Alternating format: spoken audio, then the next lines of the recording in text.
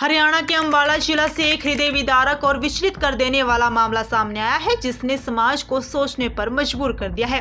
यहां कैथ माशरी गांव में एक 16 वर्षीय किशोरी को उसके ही परिवार वालों ने लोहे की जंजीरों में जकड़ कर रखा हुआ था। किशोरी के पैरों में भारी भरकम लोहे की बेड़ियां डाली गई थी, जिन पर बड़ा सा ताला लगाया गया था ताकि वह कहीं भाग ना सके। देखने वालों के लिए दृश्य किसी सजा से कम नहीं था, लेकिन जब इस अमानवीय लगने वाली स्थिति के पीछे की वजह सामने आई तो हर कोई स्तब्ध रह गया। दरअसल ये किशोरी मानसिक रूप से अस्वस्थ है और उसका परिवार मजबूरी में ऐसा करने को विवश था। जानकारी के अनुसार ये प्रवासी परिवार काफी समय से इस किशोरी को बेड़ियों में बांध कर रखता आ रहा है।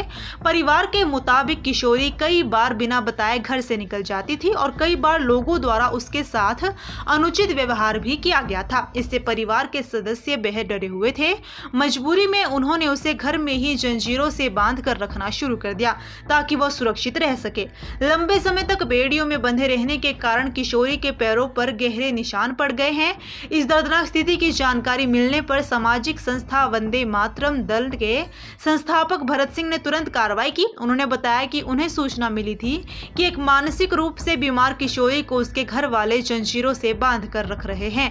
भरत सिंह ने इस मामले की जानकारी लुधियाना की संस्था मनुखता दी सेवा सब तो वड्डी सेवा सोसाइटी को दी ताकि किशोरी को जल्द से जल्द रेस्क्यू किया जा सके। संस्था की टीम बुधवार को अंबाला पहुंची और बच्ची को रेस्क्यू कर लुधियाना ले जाने की प्रक्रिया शुरू की। वहां बच्ची का मानसिक और शारीरिक उपचार किया जाएगा। भरत सिंह ने बताया कि जांच के दौरान ये भी पता चला कि किशोरी कई वर्ष पहले तीसरी मंजिल से गिर गई थी, जिससे उसके सिर पर गहरी चोट आई थी और तभी से उसका मानसिक संतुलन बिगड़ गया। वर्तमान में वह लगभग 16 वर्ष की है और रात में कई बार घर से निकल जाती थी, जिससे परिवार को उसकी सुरक्षा को लेकर चिंता रहती थी।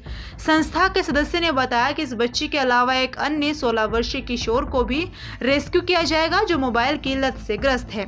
इन दोनों बच्चों को संस्था की निगरानी में रखकर बेहतर चिकित्सा और मानसिक उपचार उपलब्ध करवाया जाएगा।